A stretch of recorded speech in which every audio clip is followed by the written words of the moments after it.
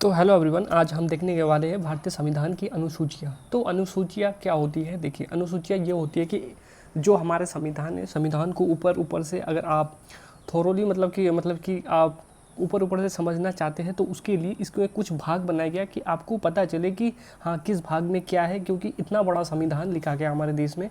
अगर आप उसको डायरेक्टली पढ़ने जाएंगे तो बहुत मोटी है, तो इसको ऊपर से आप कैसे आप मान सकते हैं, ये एक इंडेक्स की तरह है, उस तरह मान सकते हैं। और इसको हम क्या करेंगे, एक ट्रिक के थ्रू पूरा जो अनुसूची है उसको पूरा याद करेंगे, आप कभी नहीं बोलेंगे और एग्ज़ाम में आप देखते ही क्वेश्चन लगा देंगे। वो सब चीज़ें भी आपको मैं बताऊँगा। तो इसमें देखिए क्या है, जो हमारी भारतीय संविधान की अनुसूचियाँ थी, मतलब कि मूल रूप से वो कितनी थी, 8 थी, ठीक है।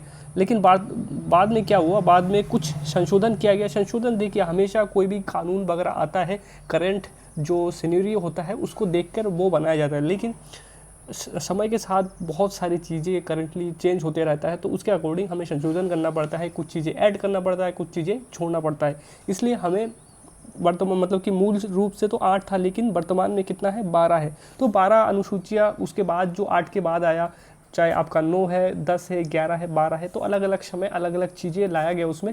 वो सब चीज़ें इसमें डिस्कस करेंगे कि क्यों लाया गया, और ट्रिक के माध्यम से आपको पूरा याद कराऊंगा इसको। तो आपको एक ही लाइन याद करना है कि tears of old PM. Tears, ये जो स्पेलिंग है, हर स्पेलिंग का एक मीनिंग होगा, ठीक है। टीयर्स ऑफ ओल्ड पीएम, तो इसका हिंदी में अगर आप अर्थ देखें, पुराने प्रधानमंत्री के आंसू। तो इसको कैसे याद कर सकते हैं? टीयर्स में आपका टी है, ई है, ठीक है, ए है, आर है, एस है। तो पहला हमारा क्या है, टी। टी से आपका टेरिटरी होता है, टेरिटरी मतलब क्षेत्र होता है। तो क्षेत्र, ठीक है। क्षेत्र में क्या क्या आएगा, आपका राज्य आएगा और केंद्र शासित प्रदेश आएगा, मतलब स्टेट आएगा, और जितने भी आपका टेरिटरी है, यूनियन टेरिटरी है, केंद्र शासित प्रदेश, वो आएगा, ठीक है। तो आपको टी से याद रखना है टेरिटरी, क्षेत्र। बस आपको एक कीवर्ड पकड़ना है, कभी भी एग्जाम में आए आपको हमेशा कीवर्ड से सॉल्व करना है, आपको सब कुछ याद करने की नीड नहीं है। उसके बाद ई फॉर एमुलमेंट, ठीक है। एमुलमेंट मतलब वेतन होता है। आपको दूसरा तरीका भी बताता हूँ। जैसे 2 नंबर पे क्या है, 2 नंबर का हमारा काला धन होता है, ठीक है। 2 नंबर का मनी होता है, काला धन होता है। तो 2 नंबर पे आप वेतन मान सकते हैं, पैसा मान सकते हैं, 2 नंबर का काला धन होता है, ऐसे याद कर सकते हैं। उसके बाद आपका तीसरे नंबर पे आता है आपका अफर्मेशन, ठीक है। अफर्मेशन मतलब शपथ होता है। अगर आपने काला धन चुरा है, कोई नेता वगैरह होता है, काला धन चुरा है, तो उसको फिर कोई कोर्ट वगैरह में ले जाता है, तो उसको क्या शपथ दिलाया जाता है कि हाँ, तुमने चोरी किया कि नहीं किया। तो वो सब चीज़ें इसमें आता है। और चौथी आपका होता है राज्यसभा, ठीक है। आर से आपका राज्यसभा होता है। इसको याद है, शपथ उसको कहाँ पर दिलाया जाता है, राज्यसभा में, ऐसे याद कर सकते हैं, शपथ उसको राज्यसभा में दिलाया गया।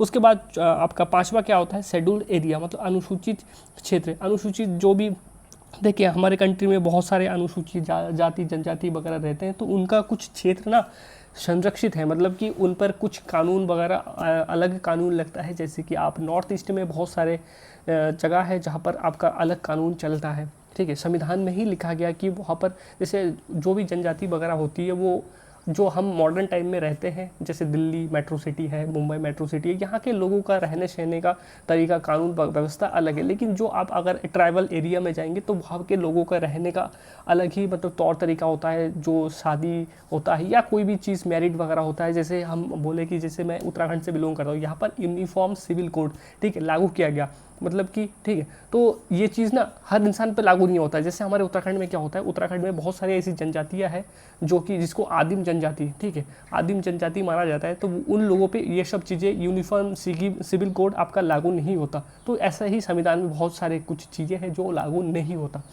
तो ये मैंने आपको बता दिया कि टीयर्स से आपका टी से टेरिटरी, ई से एमुलमेंट, ए फॉर एफर्मेशन, और आर से Rajya Sabha, S for schedule area, ठीक है। ये मैंने आपको 5 याद करा दिया। अब नेक्स्ट देखते हैं। उसके बाद आपका आता है ऑफ। तो ऑफ से क्या आता है, ओ से अदर एरिया। अदर एरिया में क्या आता है, असम, मेघालय, त्रिपुरा और मिजोरम। तो आप एक चीज़ ऐड करना, ATM मनी, ठीक है, ATM मनी। तो ए से क्या है, असम, टी से क्या है, त्रिपुरा, ठीक है, एम से क्या है, मेघालय, और एम से क्या है, मिजोरम याद सकते हैं। ऐसे याद रखना कि ATM मनी, और जिस ATM में मनी ना हो, मतलब कि मणिपुर ना हो, जो आपका एटीएम मनी में जो मनी मतलब कि उसमें मनी ना हो, जो मतलब कि एटीएम जिसमें मनी ना हो, मतलब मणिपुर उसमें है नहीं, क्योंकि आप कंफ्यूज रहेंगे।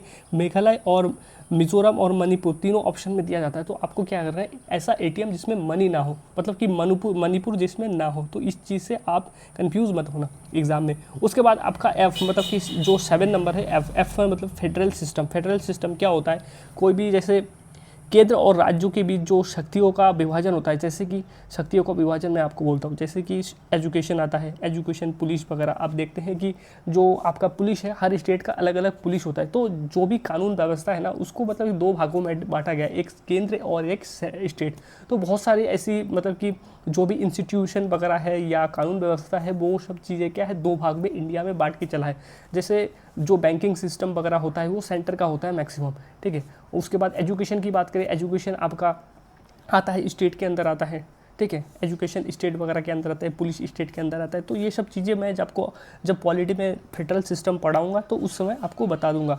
तो उसके बाद नेक्स्ट देखते हैं हम क्या, नेक्स्ट देखते हैं आपका ओल्ड से क्या है, OLD।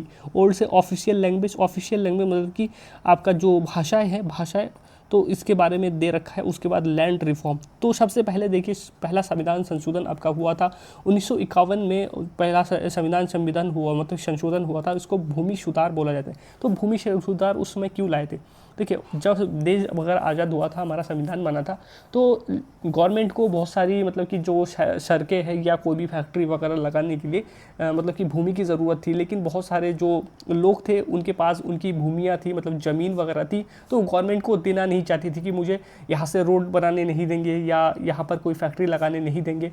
तो इससे गवर्नमेंट को अपने मतलब कि देश की विकास डेवलपमेंट में बहुत दिक्कत आ रही थी। तो दिक्कत जब आ रही थी तो गवर्नमेंट ने एक भूमि सुधार कानून लाया कि अगर कोई डेवलपमेंट देश की हित के लिए कोई काम हो रहा है तो आपको वो ज़मीन देना पड़ेगा, भले ही आप उसके लिए पैसा ले लीजिए, ठीक है। तो उस समय भूमि सुधार पहला संविधान संशोधन 1951 में लाना पड़ा।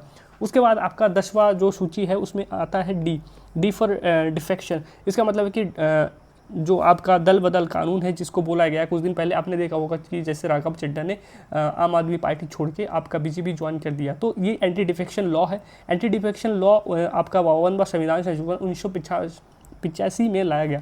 तो इसका मतलब ये था कि आप अगर किसी पार्टी में रहते हैं और किसी पार्टी में रह के अगर आप दूसरे पार्टी में जाना चाहते हैं और अगर आप उस पार्टी में रहकर किसी पद पर मतलब कि किसी पद आप पे है, ठीक है, तो आपको वो पथ त्यागना पड़ेगा तभी दूसरे पार्टी में जा सकते हैं। लेकिन इसमें एक फॉल्ट था, जिस फॉल्ट का यूज़ करके राघव चड्ढा जैसे बीजेपी में चला गया। कैसा फॉल्ट था, जैसे आप 8 या 10 सिटी है, 8 या 10 अगर आप MLA या MP को अपने साथ ले जाते हैं तो आपको फिर वो पद त्यागना नहीं पड़ेगा। तो उस फॉल्ट का यूज़ करके अपने साथ 8-10 और जो आपका सांसद वगैरह थे उसको लेकर चले गए। तो इसमें एंटी डिफेक्शन लॉ आपका 1985 में लाया गया था। उसमें भारत में जितने भी राजनीतिक पार्टियां थी अपने दल बदल रहे थे, मतलब कि चाहे पैसे की वजह से हो या कोई भी अपने लालच की वजह से जो दल बदल कर रहे थे, ठीक है। तो इसलिए ये चीज़ उस समय लाया गया था। उसके बाद आपका आता है 11वीं अनुसूची में पंचायत, ठीक है।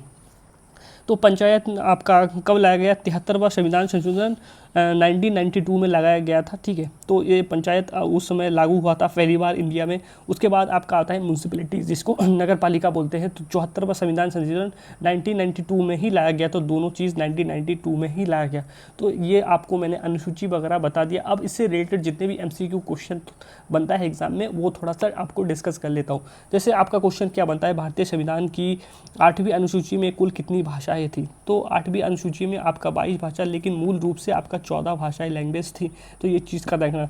उसके बाद दल बदल कानून, ठीक है। एंटी डिफेक्शन लॉ संविधान की किस अनुसूची में है, तो आपकी 10वीं अनुसूची में है। 1985 में 52वां संविधान संशोधन द्वारा जोड़ा गया था। उसके बाद पंचायती राज व्यवस्था संस्थाओं को काम करने के लिए 29 विषय किस अनुसूची के अंतर्गत आता है, 11वीं अनुसूची के अंतर्गत आता है। ये बहुत रिपीटेड क्वेश्चन आता है एग्जाम में, वही क्वेश्चन मैंने आपके लिए रखा।